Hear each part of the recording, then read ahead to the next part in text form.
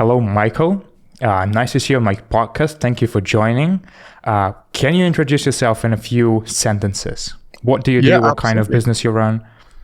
For sure. Well, thank you for having me, Eugene. Like Eugene said, my name is Michael Gardiner, and I've been running agencies for about a decade now. And currently, I do a lot of work in B2B prospecting between Upwork, cold email, and also direct mail, which is a new thing for us. So I appreciate you having me on today and looking forward to conversation. How big is the team and how big is the business? If it's not a secret, how many clients you have? If you can share any numbers. Yeah, definitely. So at one point, we had around 50 clients with around 20 team members. However, we've actually condensed that. We've condensed that for two reasons. One, with AI, our team has gone down to like 5 people, which is the sad reality of AI that you can automate a lot of things. And then two, we used to do a lot of like paper lead clients or like small retainers. And now we just keep around a dozen of the larger enterprise clients on higher retainers. So in summary, yeah, we're a team of around 5, including plus or minus some contractors. And we normally keep around a dozen clients, between some on management and others we do consulting projects for. Honestly, I'm super impressed by the automations. I knew that you had some great automations going, but I didn't expect they were that good, that you were able to basically, if I'm not wrong, like now you have 10% of the team?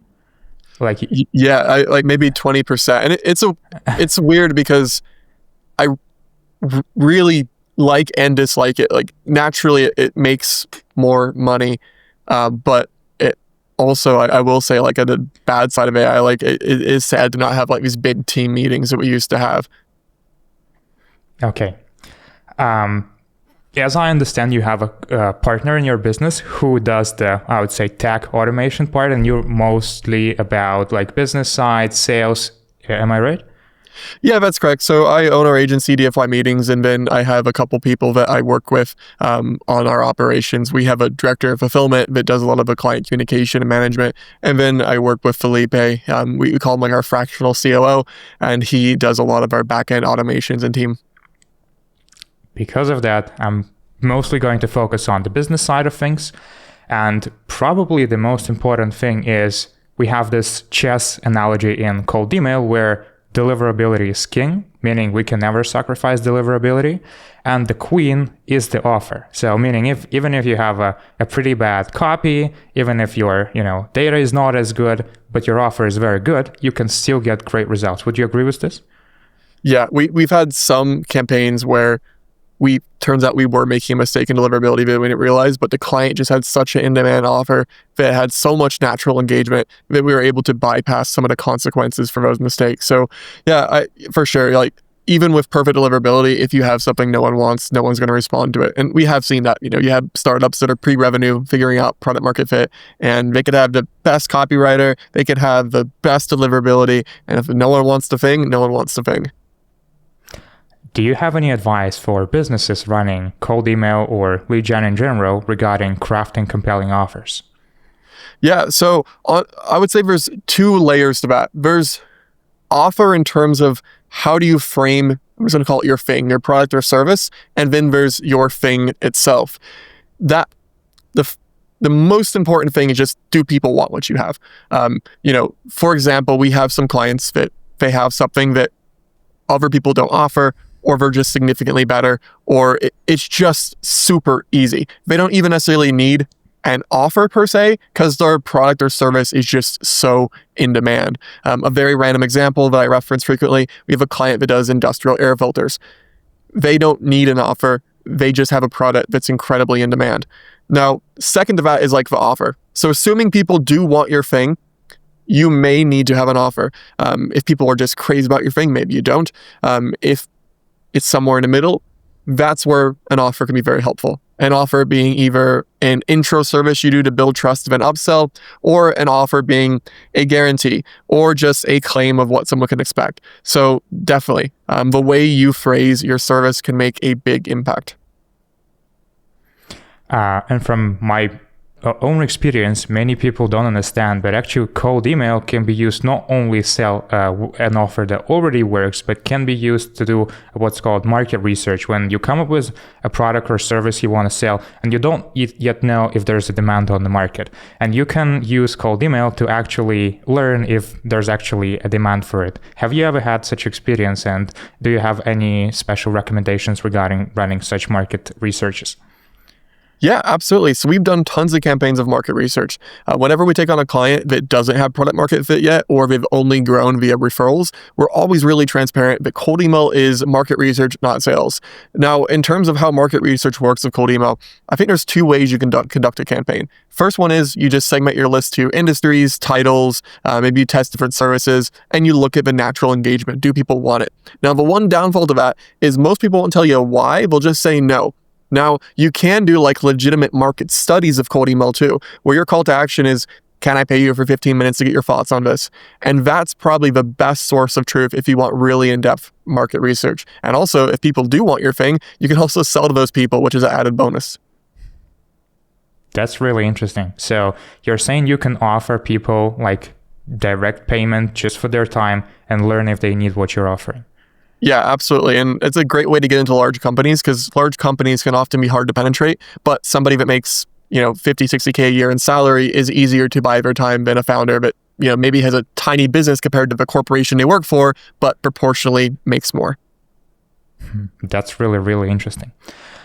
Getting into more technical stuff, what does a campaign, currently cold email campaign, look for you in terms of a sequence you send, like how many emails, what kind of structure you currently follow on average? Yeah, definitely.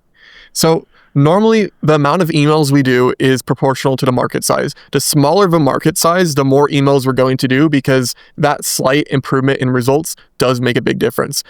Where if somebody has a massive market, we're normally going to be focusing on sending 2 to 3 emails and then hitting their market multiple times per year. So that's how many emails we're sending.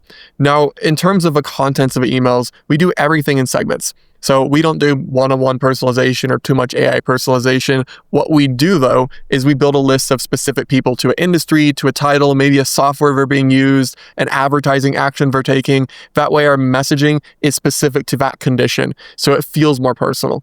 And that's going to be the same strategy, whether it's someone with a small market and many follow-ups or a big market and fewer follow-ups. That's pretty interesting. So what you're saying is you don't really use much AI for personalization. Why is that? Why you still rely on personalization based on segmentation? One of it is just the margin of difference in results. I mean, it depends on the industry too. Like, let's consider 2 people. Person A is a owner of a marketing agency. He can spot AI personalization pretty well.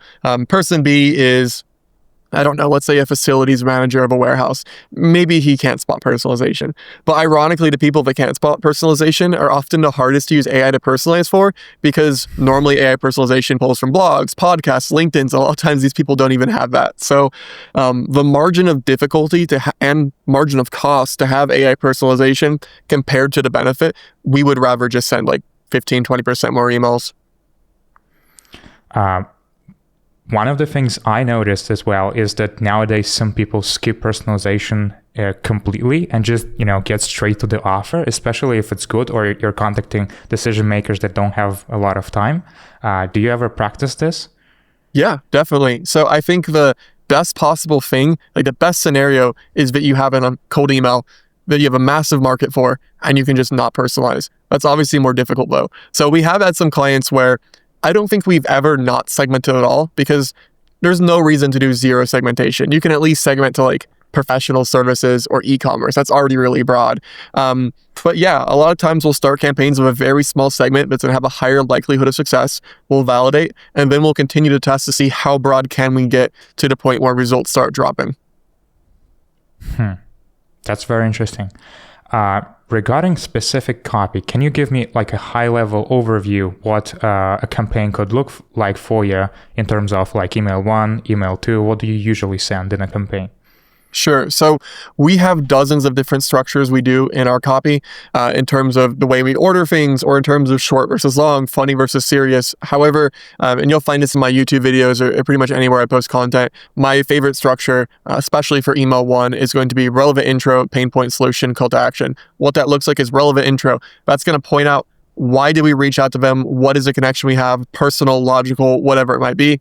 Problem is addressing a problem they feel. If they don't feel the problem, that's disqualifying them. Solution is what is our offer if it addresses that problem and what does it mean for them? And then CTA is just asking them for next steps, whether that's to book a call, to see a case study, or just to answer, do they have the problem? Okay, and what do you usually send in the follow-ups? Yeah, definitely. So in the follow-ups, if we have a client with a lot of social proof, we are going to be leveraging their case studies, their client interviews. We are going to name examples or use cases. And another thing that we almost always do is ask for another contact. Specifically, if we are going after a larger company, if you reach out to somebody and whatever thing you bring up is not their job, very often they will just disregard it. Where if you nicely ask, hey, Eugene, should I talk to Ben instead? In name drop another person or company that's likely, or if you don't know that name, hey Eugene, is there someone else at your company that'd be more relevant? A lot of times people will point you in the right direction. So on email too, I do like to ask for a number of contact. All right. And nowadays, spam filters and deliverability is becoming more and more of a problem. So we come up with new strategies. What would you say your main strategies are for overcoming the more strict spam policies? Yeah, so I'm going to answer this in two ways. So I'm going to answer it in terms of cold email and then what we're actually doing. So for cold email, we are always testing different tools. We are always testing different strategies, and we are always networking with people that know as much or more than we do. And what's interesting is every year something breaks with cold email deliverability, and every year it gets harder. I've been doing cold email for a decade, and essentially there's become to a point where there's too many people doing cold email. AI makes it too easy to send cold emails, and email service providers, Google, Outlook, they don't want businesses to stop paying, right? So it's always a balance of like, Google wants cold emailers to pay for accounts, but they don't want businesses to stop using their paid accounts. So it's always a balance between that. And it seems like that equilibrium is thrown off every year and balances out. So every year it does get harder. Now, here is what we do. So for on a cold email side, like I said, we test new tools, we send lower volume, we re-add accounts to warm up, we just do fundamentals over and over as we test new theories. Now, on the business side, I have noticed cold email gets hard every year. And up to this point, we've only offered cold email as a service until this year. This year, we decided for the first time ever to diversify our services a little bit. Reason being is not because cold email is going away. It's not, but cold email is getting harder. And as a business that's reliant on one channel, it made sense to spread out our risk. But two things we've been doing from a business perspective is one, we have some people are actually managing Upwork applications for. A lot of people don't know how great Upwork is, but I think we both know that Upwork actually is a powerhouse. Like we actually got a Fortune 1000 lead on Upwork this week. You can get really big companies there. And then second, we've actually started doing direct mail for prospects. As more and more companies move to the coolest AI thing, we have started doing direct mail, which has worked really well. It's super easy to sell, and we have no competition. Super curious. Can you elaborate a little bit on the new offer of physical mail? Because I think it will be something unusual for the listeners. Yeah, definitely. So back to when I first started, I did mail. Always for myself, never for other people. And mail is kind of like the opposite of cold email. It gets easier every year because less people do it. I mean, even looking back to like my parents used to send handwritten Christmas cards. Now they're digital. Now they're emails, right? People just don't get stuff in the mail. Most Americans only get crap. They get credit card offers, bank offers, and scammy stuff. So getting something nice in the mail is pretty uncommon. Now, we don't send letters to people. I have found letters get thrown away. How did I find that out? I spent hundreds of dollars on gift cards that I mailed to people to call to find out they threw away. Lovely. So we started sending packages. I don't know anybody who gets a package and just throws it away. Maybe if you're a psychopath, but other than that, you're probably going to open a package. Even if there's a gatekeeper, they normally deliver packages. So we are doing either one of two things. A pun that's like funny, like sending someone a piggy bank and having a pun like both save your business money, or we're doing something personalized. An item that's personalized to either our company or the prospect themselves, and it's very high effort. Match with a handwritten card. People get that and they say, okay, this is impressive because we actually took time to do something by hand that costs money, that takes time, that's creative, it takes competency. And then also the law of reciprocity kicks in, where they're going to feel a little bit bad if they got this nice gift in the mail and they don't respond at all.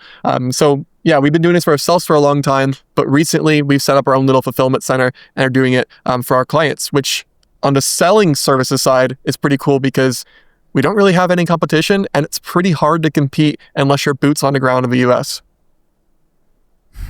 That's very interesting.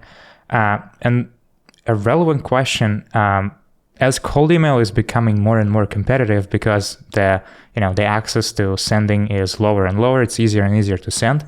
Would you say the same approach of putting more effort actually works in cold email as well, when you do more research or try to use some unusual strategy that people are not used to when writing a copy?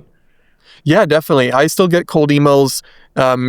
Actually, I would say I don't get that many good cold emails. I get a couple a month, but those couple really good ones I get every month, I know they're doing well because sometimes I take sales calls with them. I mean, listeners won't necessarily know, but like I've sent you some examples of really interesting outreach I've gotten, which has gone above and beyond with like really great AI personalization or really great manual personalization or just really creative ideas. So yes, I 100% think so. Even, some of the students in my coaching program, Grow B2B, they've made up their own outreach ideas, but some of them have shared with me in confidence and others in group calls. And I'm like, oh crap, that's a really good idea. So yes, certainly. There's still a lot of ways to be more creative than other people. Also, I'm curious to know your opinion of, we have this, as you said, a balance where people start sending more cold email because it's more accessible. And then, systems try to become more, harsh towards cold emailers. Who do you think is the first mover? Is it people sending more? Or, system becoming more and more difficult to avoid, and then people start, blasting or changing strategies? I'm going to get into my conspiracy theorist and put my conspiracy theorist hat on here. There is a conference every year that ISPs, ESPs, and also blacklists, because blacklists are not like this imaginary thing, people listening. Blacklists are like legitimate companies that make money and have employees. They have a conference every year on email, safety, anti-spam, blah, blah, blah. It seems like deliverability changes always happen like 3 or 4 months after that conference happens. And our theory internally is important people that control email, at least some of them, meet at this conference, they discuss issues, they figure out solutions to implement, and then it sucks for us for a couple of months once those implementations actually happen. So I do think that like the email service provider is the main mover. I mean, if you considered every company in cold email, it's not that big of a market. I don't even think it's $1 billion a year. I don't think, I have no idea, but it's not that big. Like maybe every cold email company in the world does in a year what Google does in like 10 hours or something. You know what I mean? Like Google's ultimately in charge here. Like, and Google doesn't want us completely gone, right? They want us to pay for inboxes. We are giving them hundreds of millions, I'm sure, in business. So ultimately, email service provider is completely in charge, but they also want your money. Do you think they want us to cold email people properly? Do they want us like gone completely in terms of cold email and offering? Or they still want us, but like less volume, more relevance? I think what they want is us to pay for inboxes and do nothing with them. Like that's the perfect dream for them, right? Like buy all your inboxes, send no emails. It's a balance. I'm sure there's people in different departments where sales is like, yeah, keep selling them, where, product probably is like, no, stop selling them. It's always going to be a push and pull. Regardless of what they actually want, what they do seem to tolerate is relevance. Relevance in terms of offer people want, in terms of personalization, in terms of not being a spammer. So that is what I would say. And also like a lot of the really creative campaigns I see, they do something which is they don't look like other cold emails. And I do think that not looking like other people is really important. Now, I don't know. So what I found funny is like I used to not get a lot of cold emails, and then I think my data got onto like every database, and now I get a ton of cold emails. And it's amazing how many of them look exactly the same. So I even think that like someone sending cold emails, a great exercise, take a competitor, take a client, like somebody that you'd want to land in their inbox, pay them $100 to forward you all their cold emails they get over a month and see how similar they look. and then notice the couple that look different. Make your cold emails look like the ones that look different. That's a very interesting idea. I bet they all look almost the same. Yeah. We've touched this point of relevancy. You have been in this space for quite a lot of time. Where do you think it's all going? Like with all those trends over the years, where is the market moving in terms of cold email? Do you think it's moving towards being very relevant and less volume? Or how do you think cold email would look like in the next, 5 to 10 years? At least 5 years. Sure. 10 years is very hard to predict. Deliverability is going to get harder every year. Every year it's going to get significantly harder. That's my opinion. Like it was getting harder like in a linear fashion, it's getting exponentially harder. So that's thing number one. Thing number two is I think that AI personalization has become the baseline where it's not special. It's already not that special, but I think it's going to continue to become less special. And I think that really great offers or great services, those are going to continue to work because they don't have competition. I mean, you compare like somebody who's, I'm just making this up, selling concrete paving for shopping complex parking lots compared to someone selling SEO. It's not even the same conversation. So that's probably going to change. But for us in the tech-enabled world, in sales and marketing and consulting and in e-commerce, yeah, I think AI is going to become more of the baseline, meaning we need to be more creative.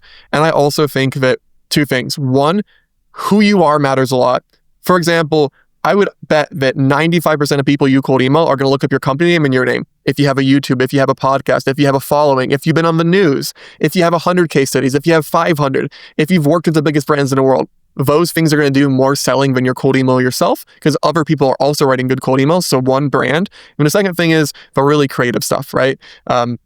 There's always people that are doing really creative outreach.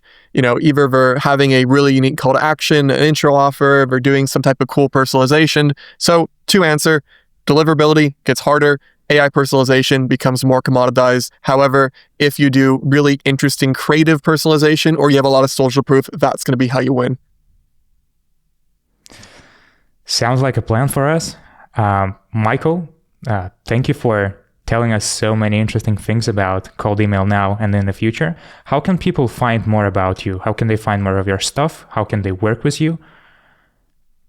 Yeah, definitely. So my YouTube channel is kind of a home base for all my other links. You can find my coaching program, growb2b.io, and my agency, dfymeetings.com. They all are on my YouTube channel. So Eugene, you have my YouTube link if you want to include that. That is the best place to find everything else. Absolutely. I would link all the relevant links in the description. By the way, the coaching program that Michael runs is absolutely great because I'm a part of it. I can recommend it. I'll link all the links in the description, as I said. Michael, thank you so much for your time and see you next time. Yeah, thank you for having me on and thank you for the compliment, Eugene.